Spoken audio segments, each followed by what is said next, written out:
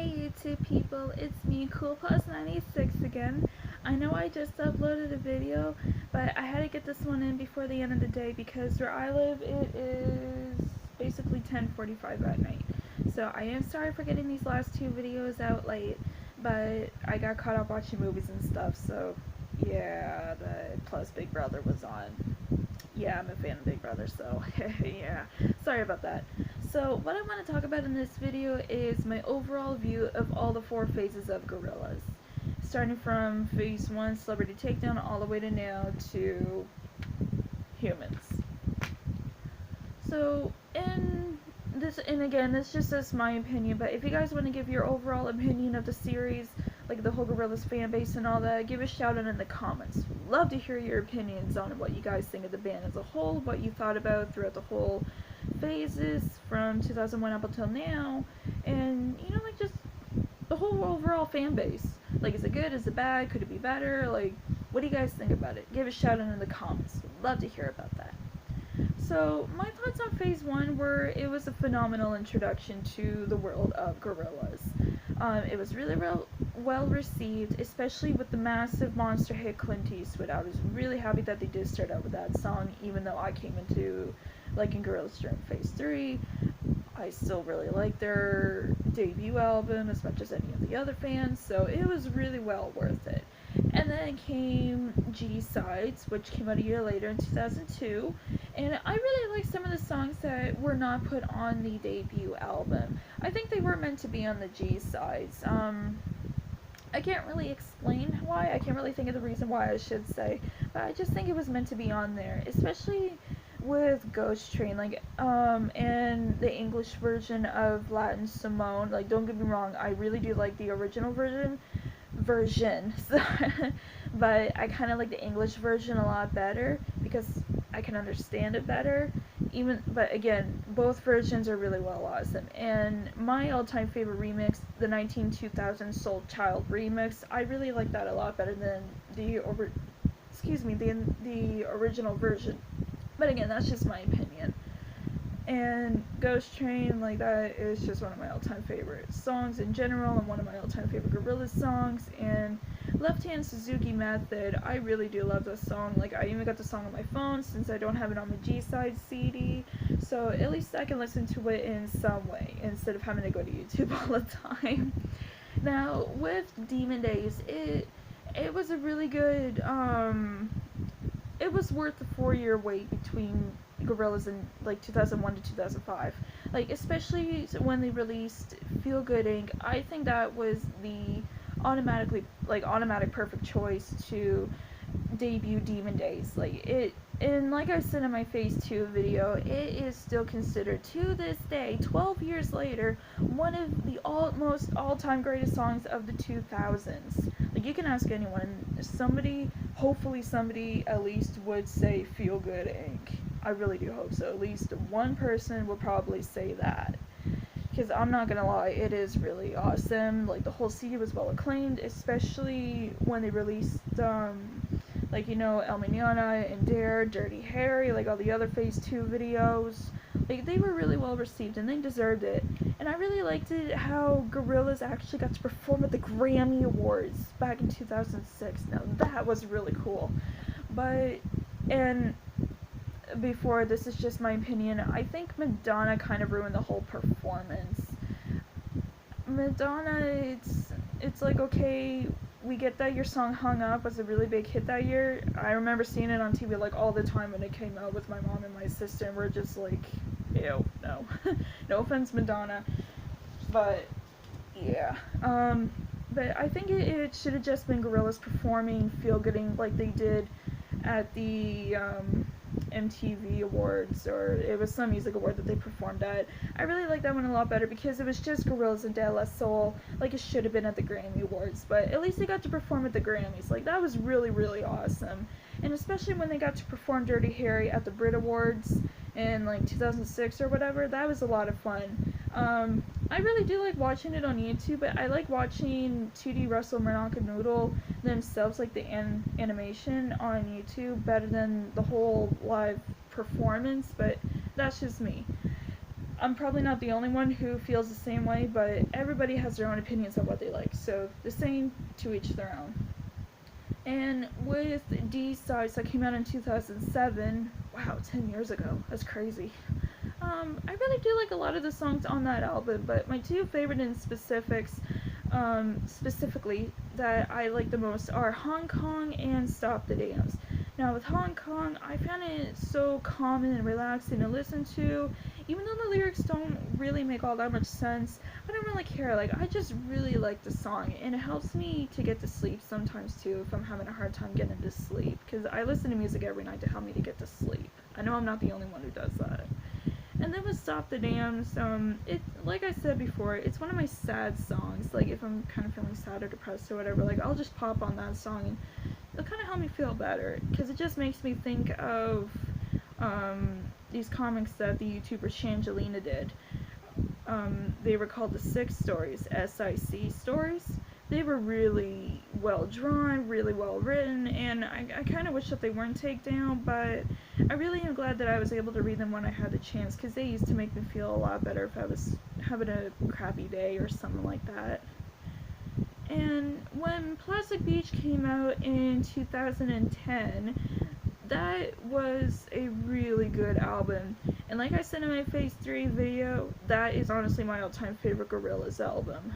I love all the songs, I love the story that it tells, and especially the song Pirate Jet. I just love that song. That is my favorite song on that entire CD. And I really am glad that when Gorillaz also released C-Sides, I don't really know if they officially released it, but since I got it on my phone, I was able to have it, and I got, it's like after the orchestral intro on C-Sides, they made it long. It was kind of like the full version, which I really liked, because I wish that they put in the full version on the Plastic Beach CD, but at least we got what we got on the Plastic Beach CD, so it's better than nothing, and I really am glad that we do get something. And with Pirate Jet, I was really glad that they were kind of able to put, it was, again, like the orchestral intro, kind of like the full version of the song, and I really liked it, because I really love Pirate Jet. It's one of my all-time favorite Gorillaz songs. Like, I love, and you know, it's like I said in my Phase 3 video, I love how it just kind of starts off slow at first, but then, you know, it just starts to pick up, and it just gets a lot more fun to sing, too. And every time I sing it, I just kind of, you know, just kind of go like this, and I feel like a cartoon when I do that. But with Pirate Jet, it kind of makes me zone out like so many other songs. Like, I just zone out and kind of go into my own little world. Kind of quoting Alice in Wonderland there, but aside from that. And then when The Fall came out a year later in 2011, it was a good album. I could kind of see why a lot of people have mixed reviews about it, though. Like, I do agree with some of what people say, but then there are some people where I agree that, or sorry, that I don't really necessarily agree with. Like, I do like some of the songs on that album, like, Revolving Doors. That is my favorite song on that album. And, you know, like, Phone to Arizona, that was really good, too. It was used in this little spy video, along with Stylo and, actually, I think it was just Phone to Arizona and Stylo that were used in that little spy video. I wish I could remember the name of it. But it was a pretty good animation video. I highly recommend trying to find it. If you do find it on YouTube, you will see this guy who's kind of zoned out, like his eyes are kind of droopy, and his hair, it's almost like dreadlocks or something like that, and it's brown hair, and I hope I'm sorry if I didn't give a good description, but I hope I did, but it's a really good animated short. I highly recommend it. Very well animation. Whoever made it, really awesome job on it. Like, really, really awesome job. And, especially even when the singles collection came out the same year as The Fall, back in 2011, it was a celebration of their 10th anniversary, which I think was a really awesome idea to do. Because usually when a band does, like, or a special anniversary, they'll probably release a CD or maybe even a DVD, some of their greatest like tours or concerts or whatever. But with what Gorillaz did, it's like they put both the songs and the videos just all in one. Like, if you got the one that I showed you when I did my Phase 3 review, it came with the CD with the songs from Phase 1 all the way to, at the time, Phase 3. And then in the other one, it came with the video, like with the DVD, it came with all the other videos, again, from Phase 1 to Phase 3. And it even included Donkomatic, which I was really, really happy about that, because Donkomatic is a really good song. I highly recommend people listen to that. Very good song. You will not be disappointed. Especially, I like the video to it. It's kind of neat seeing what was it called? The Donkatron. That's what it was called. If I am wrong, I am sorry about that, but it has been a while since I've heard about it. And yeah, it was actually pretty interesting to see the brown submarine that was used in the video as well. And then when Do Ya Thing came out back in February 29th, 2012, it was a really good video, I'm not gonna lie. I love how they used the 3D aspect to it. I loved how they were no longer on Plastic Beach, how they were kind of their own little headquarters again, and 2D was kind of like the main character in the video, which honestly I didn't really mind. And one thing I really liked was how that submarine in the Donkomatic video kind of made a little cameo in the video as 2D kind of steps into the living room where the boogeyman is sitting on the couch. You can see the submarine right behind 2D, so that was kind of neat. But I kind of wonder how they got that in there. Oh well. And then 5 years later, you know, like after Do Ya Thing came out, Hallelujah Humans came out, and that really was worth the wait. Like, single wise, 5 years, then Hallelujah Money came out, 6 years waiting for a new CD. It really was worth the long wait, and I really am glad that Gorillaz kind of made us wait as long as we did, because I felt like it gave them more time to prepare so they can maybe do what they wanted to do. But Damon, Albarn, and Jamie Hewlett, they also had their own projects that they were doing, because I remember Damon Albarn, he was kind of working with Blur again, and Jamie Hewlett was doing some more Tank Girl, so that was understandable that they had to do their own projects and kind of make us wait a little bit longer. And then there was the whole fight about whether they get back together or not, or they officially done Gorillaz, but I'm really glad that they were able to come together again and then make the Humans album, because it really was worth it. And I think I don't know, this is just me saying, but I feel like they wanted us to wait as long as we did, was so it probably wouldn't land the same way as the fall, because the fall, it just felt like it was kind of rushed in a way. Like, if they released it, like, maybe in 2012, like, that probably wouldn't have been so bad, maybe. I don't know, that's just what I think. But I could go on and on, but again, I'm on a time limit, so I gotta hurry up and end this video. So I'm just going to end it on this note. What do you guys think of all 4 phases? I know I said it in the beginning of the video, but give a shout out in the comments of what do you think. What do you think of the evolution line from Phase 1 all the way now to Phase 4? Have you been with Gorillaz since the very beginning?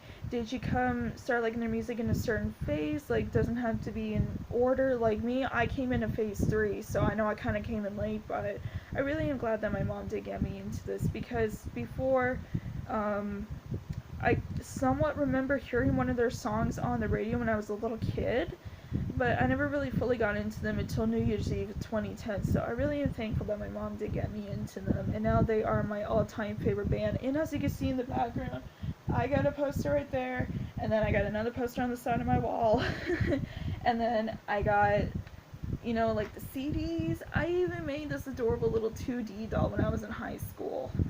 So, with the help of a friend, because I didn't really know how to make dolls at the time.